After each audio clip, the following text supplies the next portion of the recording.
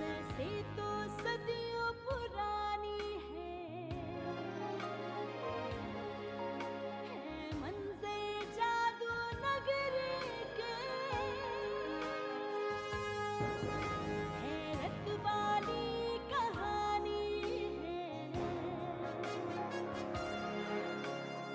दो दिनों की दास्तां फलक ज़मीं की है ज़बां, वो तो है ख्वाबों की परी।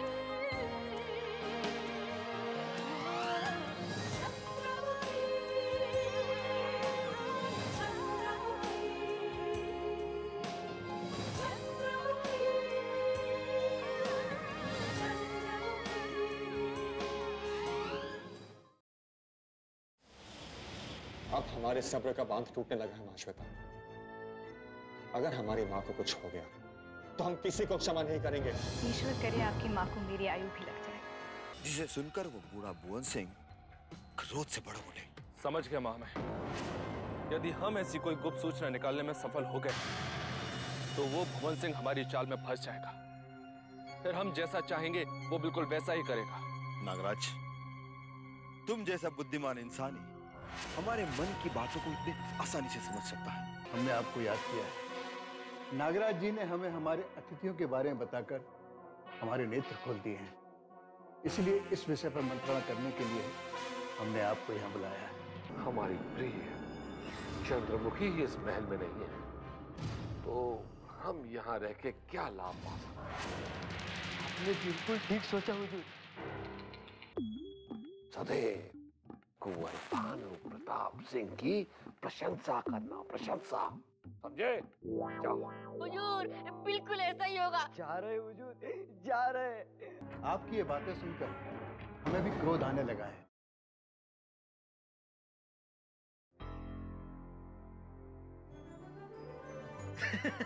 क्या बात है चंगू, आज तेरा ये क्रूप मुख प्रसन्नता से खिल क्यों रहा है? भानु प्रताप जी कितने अच्छे हैं। जब से उन्होंने आधे रूपनगर को चंगूपुर नाम की घोषणा कर दी तब से मेरा मन मयूर होके नाचने लगा है। अच्छा, तो तू उस पाखंडी युवराज के झांसे में आ गया है। अरे मूर्ख, वो तुझे मीठी मीठी बातें करके मूर्ख बना रहा है। भानु प्रताप जी को पाखंडी युवराज मत को मंगू। मुझे लगता है कि समस्त अतिथि युवराजों में से वो सुंदर और बलवान लगते हैं। चंगू, लगता है तू भी उस भानु प्रताप की तरफ पागल हो गया है। अरे वो अपनी कोहनी में गुड़ लगा करके स्वार्थ पूरा कर रहा है, उससे तुझे कुछ प्राप्त होने वाला नहीं है। तुम सदैव निराशा भरी बातें करते हो मंगू।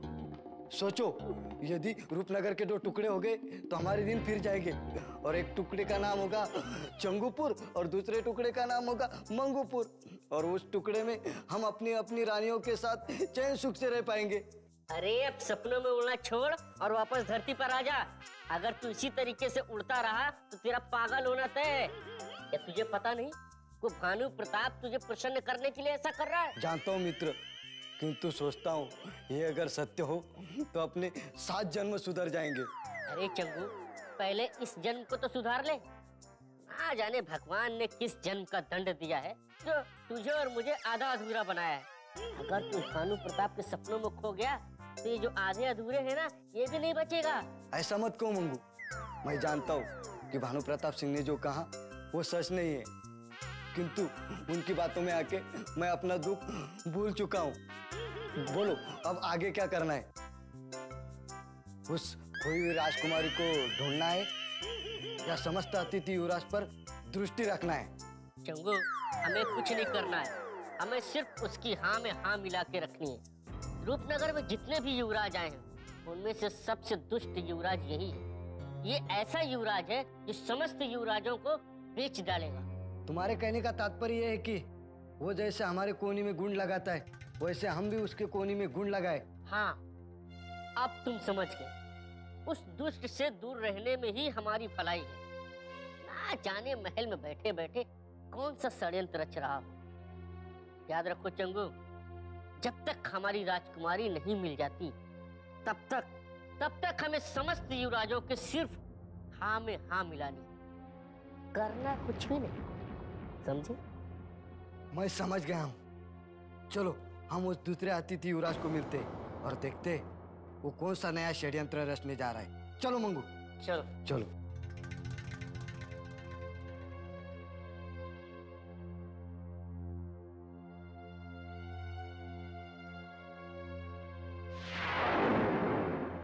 चंगू, दाल में कुछ काला लग रहा है। नागराज जी उधर क्या निहार रहे? उस पार सुंदर सुंदर दासियां है, नागराज जी उन्हें ही निहार रहे। हाँ, चलो हम भी देखते हैं। चलो।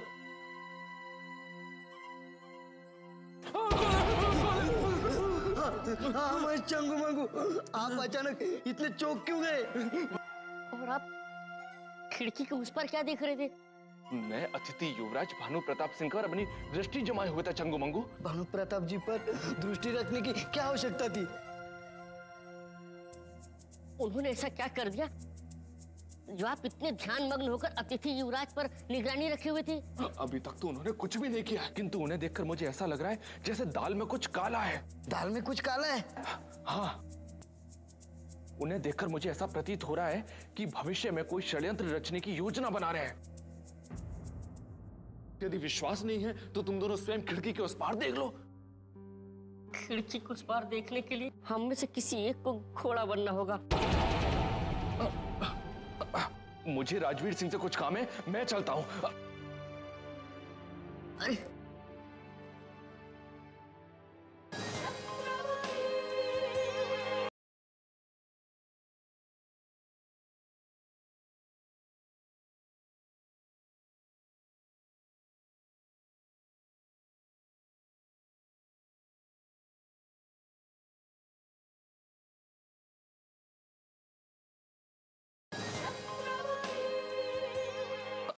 मुझे राजवीर सिंह से कुछ काम है, मैं चलता हूं।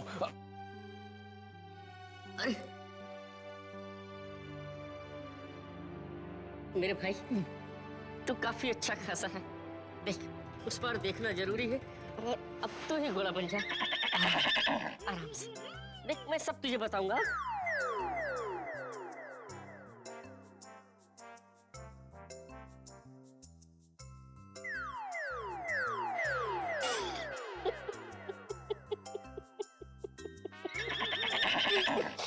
मैं तुम्हारे बोझ से दबा जा रहा हूँ और तुम आनंद ले रहे हो।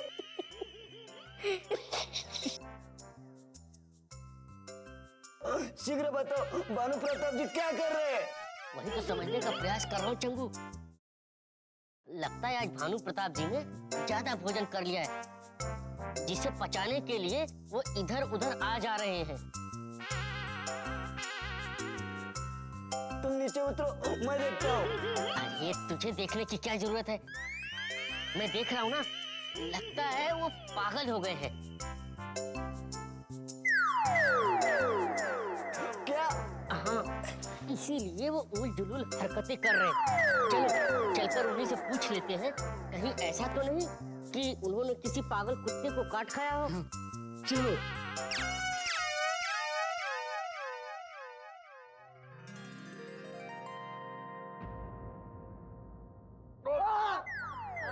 चंगू मंगू बच गए, कुचले जाते। क्या बात है भानु प्रताप जी, आप इस तरह अपने कक्ष में अंदर बाहर चक्कर क्यों काट रहे हैं? चंगू, मुझे लगता है हुजूर ने रात्रि में कुछ अधिक ही भोजन कर लिया, जिसे पचाने के लिए बार बार अंदर बाहर चक्कर काट रहे हैं। बिल्कुल चंगू मंगू, तुम दोनों बहुत समझदार हो। क्या है कि यहाँ बैठे बैठे हम खाते पीते रहते हैं और बाद में चक्कर मार मार कर उसे पचाते रहते हैं। देखा चंगू, मैंने ठीक ही कहा था ना। और वो नागराज कह रहा था कि भानु प्रताप जी पागल हो गए हैं, जिसकी वजह से अंदर बाहर चक्कर काट रहे हैं। क्या कहा? वो नागराज हमें पागल समझ बैठा था। और नहीं तो क्या। हमने पूछा कि हुजूर आप खिड़की से क्या देख रहे हैं, तो उन्होंने कहा कि अलकापुरी के युवराज भानु प्रताप सिंह राजकुमारी के बिना पागल हो गए। उसका ये साहस! इतना ही नहीं, उन्होंने ये भी कहा कि आपको कुछ दिनों के लिए पागल खाने में बंद कर देना चाहिए। हम अभी उस नागराज को पकड़कर बताएंगे कि हमें पागल कहने का परिणाम क्या होता है। हुजूर, अगर आप उस नागराज के पास जाएंगे तो हम दोनों फंस जाएंगे हुजूर। और आगे से आपको महल की गुप्त सूचना नहीं दे पाएंगे। हाँ, और हम लोग राजकुमारी चंद्रमुखी की गुप्त सूचना लेकर आए थे हुजूर। बैठो चंगू मंगू, बैठो बैठो। अरे बैठी। अब बताओ राजकुमारी चंद्रमुखी की क्या सूचना है? हुजूर, हमारे गुप्त सूत्रों से पता चला है कि राजकुमारी चंद्रमुखी जी कहीं छिप गई हुई और वो सिर्फ और सिर्फ आपकी प्रतीक्षा कर रही है हुजूर। हमारी प्रतीक्षा कर रही है, किंतु कहाँ छुपी हुई है? और मुझे ये समझ में नहीं आ रहा कि राजकुमारी चंद्रमुखी को छुपने की क्या आवश्यकता है। हुजूर, आप ये कैसी बात करते हैं? अरे महल में कितने सारे युवराज हैं और सभी उन्हें अपनी अपनी रानी बनाना चाहते हैं, इसलिए वो किसी गुप्त स्थान पर छिप गई हैं। किंतु ये बताओ कि वो गुप्त स्थान से बाहर कब निकलेंगी? जब आपको छोड़कर महल के सभी युवराज 9 तो 11 हो जाएंगे तब राजकुमारी जी ये चाहती हैं कि महल के सभी छोटे मोटे युवराज जब चले जाएंगे तब वो आपको अपना पति मान लेंगे और आपके गले में वरमाला डाल देंगे, है ना चंगू? ये तो बहुत अच्छी खबर लाए हो चंगू मंगू। अगर हमारे पास बहुत सारी धन दौलत होती तो वो हम सारी तुम दोनों में बांट देते। पर क्या करें, हमारे पास तो एक फूटी कौड़ी तक नहीं है। अब तुम दोनों ये सोचो कि वो सारे युवराजों को इस महल से कैसे भगाया जाए। बस हुजूर, आप देखते रहिए, हम दोनों इसी विषय पर विचार कर रहे हैं। जैसे ही हम दोनों को कोई तरकीब सूझेगी आपको अवश्य बता देंगे। ठीक है, अब तुम दोनों जाओ और पता लगाओ कि राजकुमारी चंद्रमुखी किस स्थान पर छुपी है।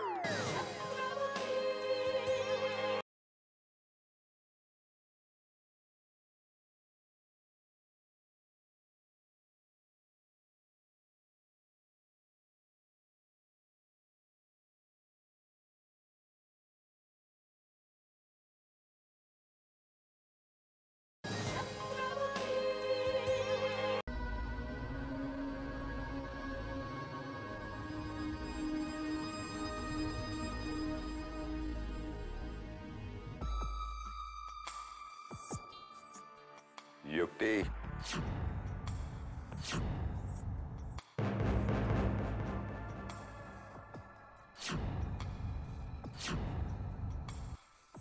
सेना प्रमुख जी, आप देखिए हमारे साथ क्या क्या हो रहा है। अब तो हमारे पिताश्री ने भी हमारा साथ छोड़ दिया है, जो हमें अपने प्राणों से भी अधिक प्रेम करते थे। उन्होंने हमें मृत्युदंड देने की घोषणा कर दी। महाराज ने तुम्हें फांसी का दंड सुनाकर कोई अन्याय नहीं किया है, क्योंकि तुम अपने आप को राजकुमारी चंद्रमुखी बता रही हो और हम सबको छलने का प्रयत्न कर रही हो। हमें राजकुमारी चंद्रमुखी, अब हम आपको कैसे समझाएं? हमारे साथ कितना बड़ा छल हुआ है। अभी भी तुम असत्य पे असत्य बोले जा रही हो। अब भी समय है, शीघ्र बता दो, राजकुमारी को तुमने कहां छुपा के रखा है? जिसने उसे लुफ्त किया है वो कौन है? अन्यथा अति शीघ्र तुम फांसी के फंदे पर लटका दिया जाओगी। हम एक बार नहीं 1000 बार यही कहेंगे कि राजकुमारी चंद्रमुखी को किसी ने लुप्त नहीं किया। हमारा रूप बदलकर हमें एक ऐसे जाल में फंसा दिया है जिससे निकलने के लिए हम अभी भी छटपटा रहे हैं। यदि तुम स्वयं को राजकुमारी चंद्रमुखी बता री हो तो तुमने उस 3 प्रश्न का उत्तर क्यों नहीं दिया जो महाराज के सामने श्री भवन सिंह ने तुम्हें पूछे थे? वो 3 प्रश्न भी हमारे खिलाफ षड्यंत्र का एक हिस्सा था, उससे हमारा कोई वास्ता नहीं। फिर असत्य, ये क्यों नहीं कहती कि तुम राजकुमारी चंद्रमुखी नहीं हो, इसलिए तुमने 3 प्रश्नों का उत्तर नहीं दे पाई।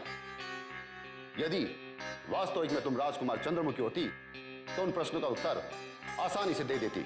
ऐसे मनगढ़ंत प्रश्नों का उत्तर देना हमारे लिए संभव नहीं था सेना प्रमुख जी।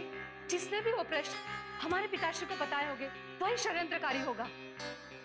आप हमें उस षड्यंत्रकारी से सिर्फ एक बार मिला दीजिए, फिर देखिए हम उस षड्यंत्रकारी के मुख से कैसे कैसे सत्य बुलवाते हैं? अब भी तुम अपने आप को बचाने का नाटक कर रहे हो। हम तुम्हें बचाने का अंतिम अवसर देने आए थे, किंतु तुम हमें सहयोग नहीं कर रही हो। इसमें तुम्हारी ही हानि है। शीघ्र ही रूपनगर के चौराहे पे तुम्हें फांसी के फंदे पर लटका दिया जाएगा। तब सारा रूपनगर तुम्हारे मृत्यु पे प्रसन्न हो जाएगा, क्योंकि तुमने और तुम्हारे साथियों ने हमारी राजकुमारी चंद्रमुखी को हमसे दूर कर दिया है। आप सबके नेत्रों पर भ्रम का ऐसा पर्दा पड़ा हुआ है जिसे हटाना अब हमारे वश में नहीं है। अभी तो हम जीवित हैं, किंतु मृत्यु के समय भी हम चिल्ला चिल्ला कर 1000 बार यही कहेंगे कि हम ही राजकुमारी चंद्रमुखी है। किंतु हमारे मृत्यु के पश्चात सत्य अवश्य आप सबके सामने आएगा। तब सारा रूपनगर रक्त के आंसू बहाएगा, किंतु तब कोई राजकुमारी चंद्रमुखी को नहीं देख पाएगा। चले जाइए आप यहाँ से, अब हमें जीवन से कोई मोह नहीं रहा। चले जाइए आप यहाँ से।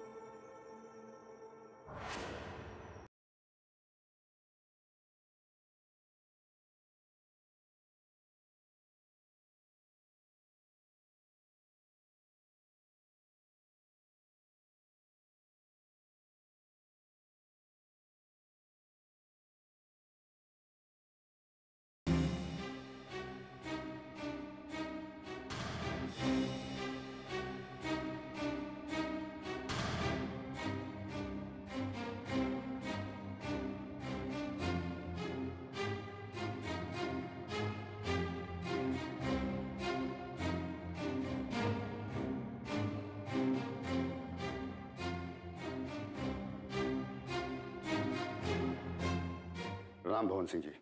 प्रणाम। हम अभी अभी उस युक्ति से मिलकर आ रहे हैं जो कटघर में बंदी है। उसे मिलने के पश्चात हम इस निर्णय पे पहुंचे हैं कि वो हमसे षड्यंत्र नहीं कर रही, अभी तो उससे कोई और षड्यंत्र करवा रहा है। ये आप कैसी बातें कर रहे हैं सेना प्रमुख जी? हम कुछ समझे नहीं। आप कहना क्या चाहते हैं? भवन सिंह जी, उस युक्ति की बातों से हमें ये विश्वास होने लगा है कि वो जो कुछ कह रही है उसमें अवश्य कोई सत्य छुपा है। हमने अपनी तरफ से साम दाम धन भेंट की नीति अपना को जो पूछताछ की है, उससे यही निचोड़ निकला है कि वो ही हमारी राजकुमारी चंद्रमुखी है। आप भी उसकी बातों के जाल में फंस गए हैं सेना प्रमुख जी। ये आप कैसे कह सकते हैं कि वो राजकुमारी चंद्रमुखी है, जबकि उस युवती की सूरत हमारी राजकुमारी चंद्रमुखी से बिल्कुल नहीं मिलती।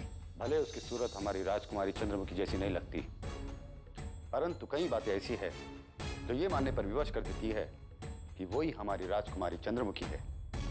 उसका कहना है कि उससे जो 3 प्रश्न पूछे गए थे वो प्रश्न इसी षड्यंत्र का हिस्सा है। और उस युवती ने क्या कहा? उसका कहना है कि उसने हर प्रश्न का उत्तर ठीक ही दिया था। उस पर कभी किसी जंगली पशु ने आक्रमण नहीं किया था, ना ही कभी वो डूबते डूबते बची थी, ना ही उसे अंधेरे से भय लगता है। अब फिर से एक बार सोच लीजिए भवन सिंह जी, कहीं हम ऐसी कोई भूल ना कर बैठे जिसका जीवन भर पछतावा हो। आप जैसे बुद्धिमान सेना प्रमुख का ये सोचना हमें उचित तो लगता है, किंतु हमें कभी कभी ये भी लगता है कि कहीं वो कोई हमसे छल तो नहीं कर रही है, और भीतर ही भीतर हमें ये भी लगता है कि कहीं वो कोई हमसे सत्य तो नहीं छुपा रही है। हमारी तो समझ में नहीं आ रहा कि हम क्या करें। हमें तत्काल उस बंदी युवती को कुसुम के सामने प्रस्तुत कर देना चाहिए। जब दोनों का आमना सामना होगा तब दूध का दूध और पानी का पानी एक हो जाएगा। आपकी योजना हमें पसंद आई, किंतु हमें संदेह है कि वो बंदी युवती कुसुमी को देखकर कहीं कोई चाल ना चल दे। उस बंदी युवती ने हमें ये कहा है, वो बंदी युवती उस व्यक्ति से मिलना चाहती है जिसने वो 3 प्रश्न बताए थे। यदि वो युवती इतनी निडरता से बात कर रही है तो हमें इस पर विचार कर लेना चाहिए। कहीं ऐसा तो नहीं कि कुसुमी कोई चाल चल रही हो? महाराज के सुनाए हुए दंड के पहले हमें जांच लेना चाहिए। कहीं ऐसा ना हो कि महाराज का सुनाया हुआ दंड उनकी सुपुत्री के प्राण ले ले। आप तत्काल कुसुमी को यह संदेश पहुंचा दीजिए कि हमने उसे याद किया है। हम अभी संदेश पहुंचा देते भवन सिंह जी। हमें पूर्ण विश्वास है कुसुमी ऐसे कुछ रहस्य से पर्दा उठा देगी जिसके बारे में हम भी नहीं जानते।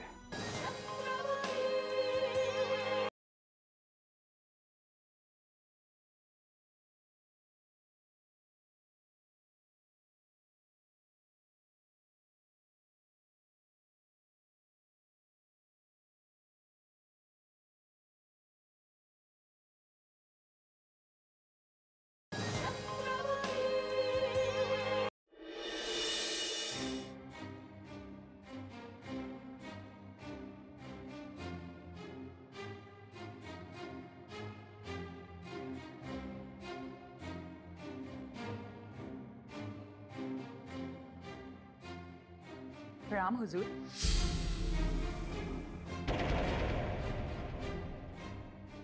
आपने मुझे याद किया हुजूर? हाँ, हमने तुम्हें याद किया क्योंकि अब हमें तुम पर भी संदेह हो रहा है। मुझ पर संदेह हो रहा है? हुजूर, मैंने ऐसा क्या कर दिया जो आपको अपनी सबसे पुरानी और भरोसेमंद सेविका पर संदेह हो रहा है? तुमने वो कार्य किया है जिसकी हमें कभी आशा नहीं थी। तुमने हमी को छलने का प्रयास किया। हुजूर, आप जैसे बड़े अधिकारियों के सामने तो मैं दृष्टि उठाकर देखने का भी साहस नहीं कर सकती हूँ। फिर छलने के विषय में तो मैं स्वप्न में भी नहीं सोच सकती हूँ हुजूर।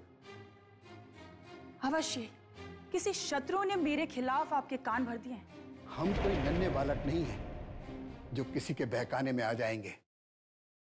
तुमने उस बंदी युवती को जो 3 प्रश्न दिए थे, बताओ वो तुम्हें किसने दिए थे? हुजूर, किसी ने नहीं हुजूर। वो सभी प्रश्न सत्य घटनाएं हैं जिनकी मैं स्वयं साक्षी हूं हुजूर। और सत्य कह रही हो तुम? राजकुमारी चंद्रमुखी के साथ ऐसी कोई भी घटना नहीं घटी जैसे तुम बता रही हो। वो कभी अंधेरे से नहीं डरती है, ना ही कभी वो डूबते डूबते बची थी, और ना ही उस पर कभी कोई जंगली पशु ने आक्रमण किया था। ये सब तुम्हारी चतुराई और चाल है। राजकुमारी चंद्रमुखी के विरुद्ध एक षड्यंत्र है।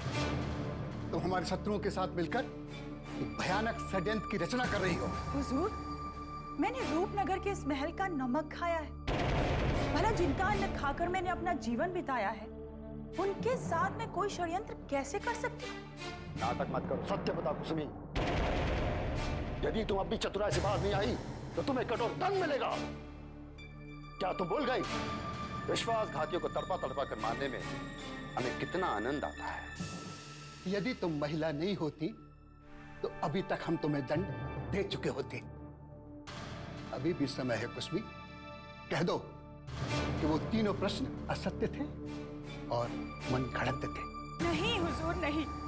आप भले ही मुझे सूली पर चढ़ा दीजिए, भले ही मेरे प्राण छीन लीजिए हुजूर, लेकिन तब भी कुसुमी यही कहेगी कि मैंने कोई षड्यंत्र नहीं किया है, कोई षड्यंत्र नहीं किया है हुजूर। यदि तुमने ये साबित कर दिया कि तुम्हारे प्रश्न मन घड़ंत नहीं थे तो हम तुम्हें क्षमा कर देंगे, और यदि तुम ये साबित नहीं कर पाई तो हम तुम्हारा जीवन नरक बना देंगे। आपका हर निर्णय मुझे स्वीकार है हुजूर। आप जब चाहे मुझे कारागार में ले जाकर मेरी अग्नि परीक्षा ले सकते हैं, किंतु मैं ये कभी स्वीकार नहीं करूंगी कि मैंने जो कहा था वह सत्य था। ठीक है, कल हम तुम्हारी परीक्षा लेंगे। अब तुम जा सकते हो। जो आज्ञा हुजूर। प्रणाम। प्रणाम।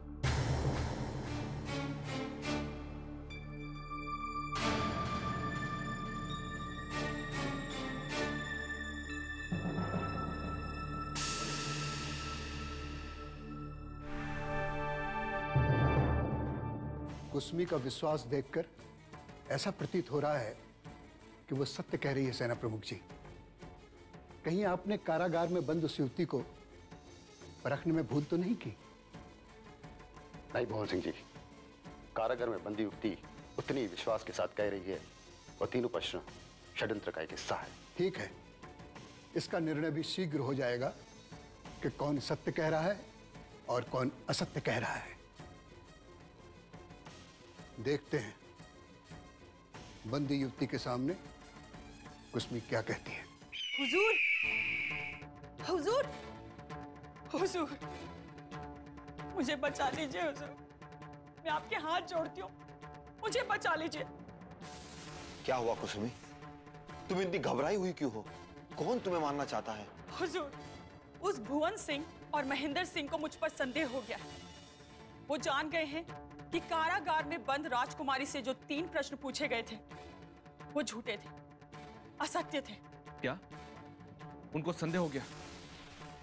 ये उनसे किसने कह दिया कि वो 3 प्रश्न असत्य थे? ये तो मैं नहीं जानती हुजूर, लेकिन उन्हें ये भी पता चल गया है कि वो 3 प्रश्न किसी भयानक षड्यंत्र का हिस्सा है, और अब मुझे कारागार में बंद राजकुमारी चंद्रमुखी के सामने प्रस्तुत किया जाएगा और ये पता लगाया जाएगा कि सत्य क्या है कुसुमी, ये क्या अशुभ समाचार लेके आई हो? यदि हमारे षड्यंत्र का पता चल गया तो हम सबको सूली पर लटका दिया जाएगा। यही सोच सोचकर तो मेरे प्राण निकले जा रहे हैं हुजूर। पता नहीं कल क्या होगा। मैंने कभी स्वप्न में भी नहीं सोचा कि मैं अपने ही बनाए हुए जाल में फंस जाऊंगी। मैं मरना नहीं चाहती, मुझे बचा लीजिए हुजूर, बचा लीजिए। कुसुमी, तुम्हें कुछ भी नहीं होगा। संकट के समय तुम्हें साहस से कार्य लेना चाहिए। कोई ऐसी योजना निकालो जैसे सांप भी मर जाए और लाठी भी ना टूटे। अब योजना बनाने का समय ही कहाँ रह गया है हुजूर। कल सुबह होते ही मुझे कटघरे में खड़ा कर दिया जाएगा। हुजूर, मुझे तो चारों ओर मृत्यु ही मृत्यु नजर आ रही है। हुजूर, आप ही कुछ सोचिए। मेरे नेत्रों के सामने तो अभी से अंधकार छाने लगा है। घबराओ नहीं कुसुमी, जब तुम्हें कटघरे में ले जाया जाएगा और राजकुमारी चंद्रमुखी के सामने प्रस्तुत किया जाएगा, तब तक अपनी ही बात पर अड़ी रहना। राजकुमारी चंद्रमुखी तुम्हें कितना भी असत्य साबित करने का प्रयास करे, किंतु तुम विचलित नहीं होना। फिर देखना, भुवन सिंह और महेंद्र सिंह को तुम पर विश्वास करना ही होगा। कुसुमी, महामहिम की यही कूटनीति तुम्हें और हमें फांसी के फंदे से बचा सकती है। यदि तुम विचलित होकर टूट गई तो हमारा बना बनाया कार्य बिगड़ जाएगा और हमारी पराजय का लाभ हमारे किसी शत्रु को मिल जाएगा।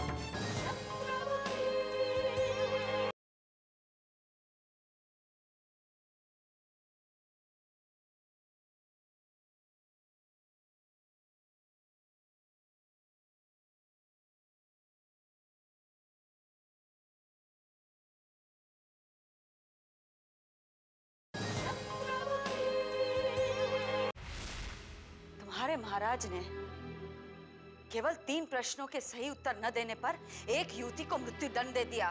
ये तो घोर अन्याय है। हमारे महाराज का निर्णय कभी गलत नहीं हो सकता। उन्होंने जो भी निर्णय लिया वो सही है। मैं नहीं मानती। अवश्य तुम्हारे महाराज ने गलती की है। हमारे महाराज के निर्णय को गलत कहने का अर्थ जानती हो? तुम्हें भी मृत्यु दंड दिया जा सकता है। मौत से किसे डरा रहे हो गजराज? मृत्यु से तो मैं बचपन से खेलती आई हूँ। यदि सूर्य प्रताप और विजेंद्र सिंह यहाँ नहीं होते तो मैं एक पल भी ऐसी जगह नहीं रुकती जहाँ के महाराज अपनी मनमानी करते हो। यदि आप यहाँ पर अतिथि नहीं होती तो तुम्हारा सर धड़ से अलग कर देता। कहना आसान है, लेकिन तुम महाराज के गुलाम हो, कठपुतली हो, और कठपुतलियों से बात करना मैं अपना अपमान समझती हूँ। जाओ महाराज से कहो मैं उनसे भेंट करना चाहती हूँ। महाराज से भेंट करना इतना आसान नहीं जितना तुम समझ रही हो। तुम अपने कक्ष में जाकर विश्राम करो। समय आने पर महाराज से भेंट करवा दी जाएगी।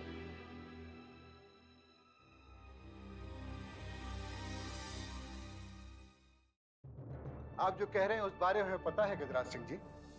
और तो कुछ ना कुछ तो करना ही पड़ेगा भुवन सिंह जी।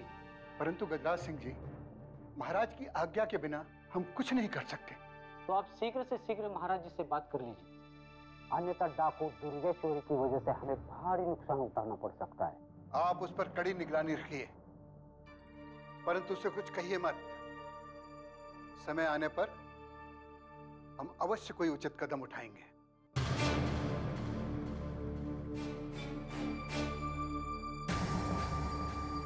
तुम कहाँ जा रही हो दुर्गेश्वरी? इस महल में मेरी सांसें घुटने लगी है। मैं जंगल में वापस जा रही हूँ। अभी रूपनगर की राजनीति में कुछ भूचाल सा आया है, इसलिए तुम्हें कुछ समय और प्रतीक्षा करनी पड़ेगी। क्षमा कीजिए भुवन सिंह जी, अब हम और प्रतीक्षा नहीं कर सकते, जाना ही होगा। ठहरो।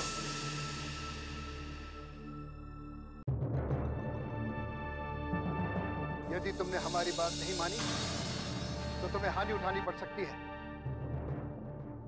महाराज का आदेश है, उनकी आज्ञा के बिना कोई भी सीमा से बाहर नहीं जा सकता है। तो क्या मुझे बंदी बना लिया गया है? मैं डाकू अवश्य हूँ, लेकिन मैंने ऐसा कोई कार्य नहीं किया जिसके लिए मुझे बंदी बनाया जाए।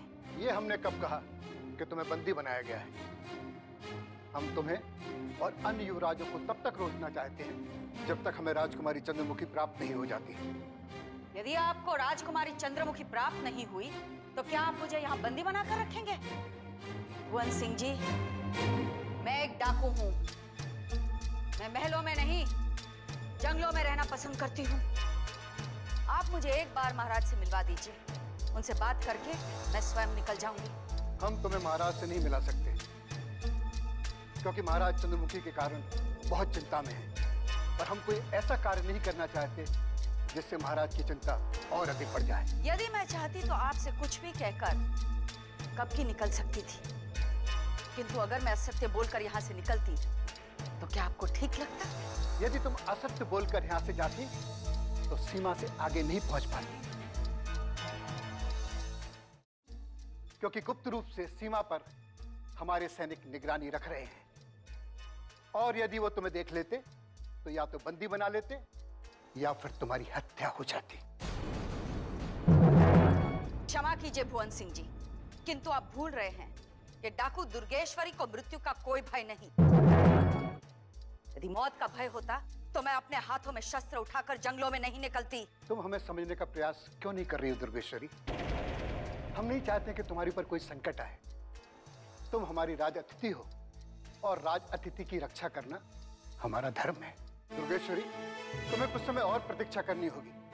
जैसे ही महल की स्थिति शांत हो जाएगी, हम तुम्हें खुद विदा कर देंगे। ये हम तुम्हें वचन देते हैं। ठीक है, आप जैसे बड़े अधिकारी की बात का मैं सम्मान करती हूँ, किंतु अपना वादा याद रखिएगा। हम जो वचन देते हैं उसे मरते दम तक निभाते हैं। आप अपने कमरे में जाकर विश्राम कीजिए। हम सेनापति को लेकर महाराज से भेंट करने जाएंगे।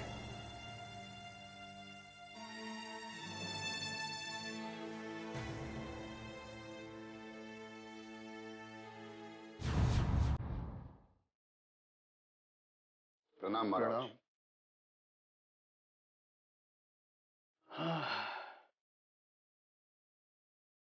आप दोनों इतने चिंतित क्यों नजर आ रहे हो?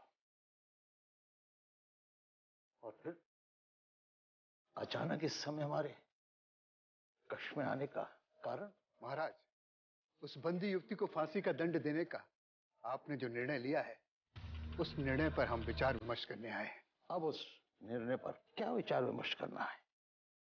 भुवन सिंह जी, आप जानते नहीं कि एक बार जो हम निर्णय ले लेते हैं वो पत्थर की लकीर होती है। आपके निर्णय को बदलना केवल आप ही के हाथ में है महाराज।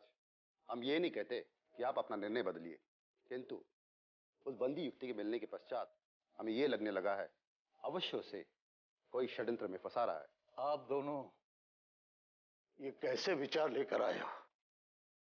जो बंदी युवती हमें हमारी शत्रु लग रही हो, जिसने हमारे नेत्र में धूल झोंक कर हमारे सुपुत्री बनने का सपना देखा हो, आप दोनों को उस पर इतनी दया क्यों आ रही है? क्यों? उस बंदी युवती से मिलने और उसके विचारों को जानने के बाद हमने यही सोचा है कि हो सकता है कि वो राजकुमारी चंद्रमुखी हो। नहीं, ये कदापि नहीं हो सकता। क्या हम अपने रक्त को नहीं पहचानते हैं? लगता है कि आप दोनों भी उस ढोंगी की बातों में आ गए हैं। क्षमा कीजिए महाराज, उस बंदी युवती के नेत्र में जो बहते हुए आंसू हमने देखे हैं, वह चीख चीख कर यही कह रहे हैं कि वो जो कुछ कह रही है सत्य कह रही है। जब कोई अपराधी चारों तरफ से फंस जाता है तो उसके पास आंसू के अस्त्र के सिवा और कुछ नहीं बचता। वैसे भी वो एक महिला है। अगर आप लोग उसके आंसू में फंस गए ना, तो फिर वो अपने उद्देश्य में सफल हो जाएगी। आप अपना निर्णय मत बदलिए महाराज। केवल हमें इतना समय दे दीजिए कि हम एक बार फिर से अच्छी तरह जांच कर सकें। अब जांच करने को शेष रह ही क्या गया है? वो तीनों प्रश्नों में से एक का भी उत्तर नहीं दे पाई। तो आप क्या कहना चाहते हैं? उस युक्ति का कहना है उससे जो 3 प्रश्न पूछे गए थे उसके उसने सही उत्तर ही दिए थे। कुसुमी ने जो प्रश्न दिए थे वो सभी असत्य थे। इसलिए केवल एक बार हमें सत्य जानने का अवसर दीजिए।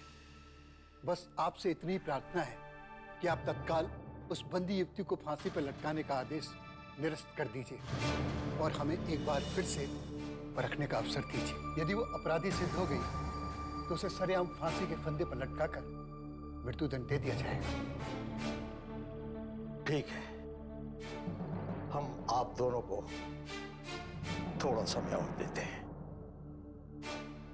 किंतु किसी भी स्थिति में हमें हमारी सुपुत्री राजकुमारी चंद्रमुखी चाहिए।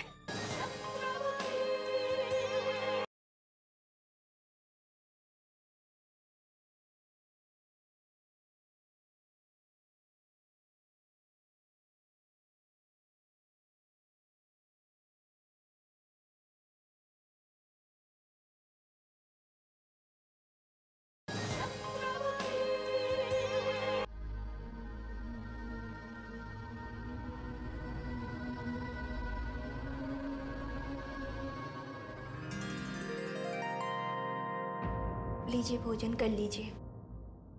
हमें भोजन नहीं करना है, वापस ले जाइए। ये आपको क्या हो गया? आजकल आप भोजन क्यों नहीं कर रहे? कल भी भोजन वापस भेज दिया और आज भी। जिस पुत्री को उसके पिता ने मृत्युदंड दिया हो, वो भोजन कैसे कर सकती है? क्षमा कीजिए, मुझे आपसे बात करने के लिए मना किया गया है, किंतु आपकी स्थिति देखकर मेरी धैर्य टूट गया है। आप ये क्यों स्वीकार नहीं कर लेती है कि आप राजकुमारी चंद्रमुखी नहीं है? यदि आप अपना अपराध मान लेगी तो आपका मृत्युदंड टल सकता है। हमने कोई अपराध नहीं किया निम्मो। केवल ईश्वर जानता है कि हमने जो भी कहा सत्य कहा है, किंतु जब हमारे पिताश्री ने हमें अपराधी मान लिया है तो हम किसे दोष दें? तुम भोजन वापस ले जाओ। यदि आप इसी तरह भोजन ठुकराती रही तो आपकी मृत्यु इसी कटघरे में हो जाएगी। मैं तो एक छोटी सी दासी हूँ, इसलिए मुझे अधिक बोलने का अधिकार नहीं है। भले तुम एक दासी हो निम्मो, किंतु तुम्हारा मन बहुत बड़ा है। कितने समय से हम यहाँ पर बंदी है, किंतु तुम्हारे अलावा हमें किसी ने नहीं पूछा। हमें तुम्हारा ये अपनापन देखकर बहुत प्रसन्नता हो रही है। क्षमा कीजिए, मुझे तो आपसे एक शब्द बात करने के लिए भी आज्ञा नहीं है, किंतु फिर भी मैं आपसे बात करने का साहस कर रही हूँ। यदि मुझे किसी ने देख लिया आपसे बात करते हुए तो आपसे पहले मुझे फांसी पर लटका दिया जाएगा। ठीक है, हम तुम्हारे पर कोई संकट नहीं आने देंगे, किंतु ये भोजन तुम वापस ले जाओ। जब हमारे भाग्य में दुख ही दुख लिखा है तो उसे कौन रोक सकता है? क्या तुम हमारा एक कार्य करोगी? पता नहीं आपको देखकर मेरा मन क्यों भर आता है। बताइए क्या कार्य है? यदि मेरे वश में हुआ तो मैं आपका दिया हुआ कार्य अवश्य करूंगी। निम्मो,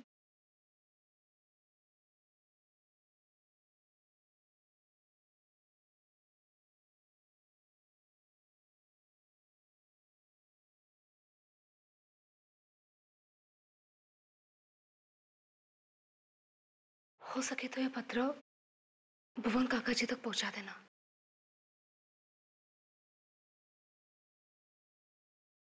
और उनसे कहना, जिसे आप अपनी धर्म पुत्री मानते हैं, उसने अपनी अंतिम इच्छा इस पत्र में लिख के भेजी है। हमें विश्वास है भुवन काका तुमसे कुछ नहीं कहेंगे। अब चाहे मुझे दंड भी मिले तो भी ये पत्र मैं भुवन सिंह जी तक पहुंचा दूंगी। चलती हूँ।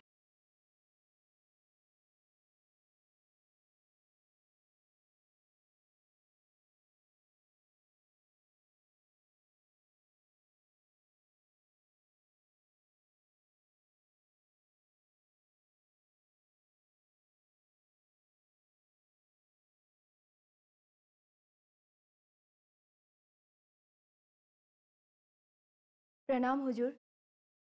प्रणाम। आपके लिए फल लाई थी। रख दो।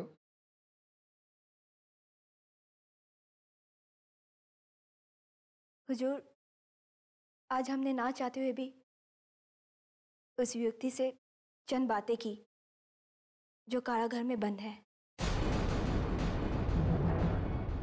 हमने तुमसे पहले ही कहा था कि तुम उस बंदी युवती से कोई बात नहीं करोगी, फिर तुमने ऐसा करने का साहस कैसे किया? तुम नहीं जानती कि ऐसा करके तुमने कितना बड़ा अपराध किया है।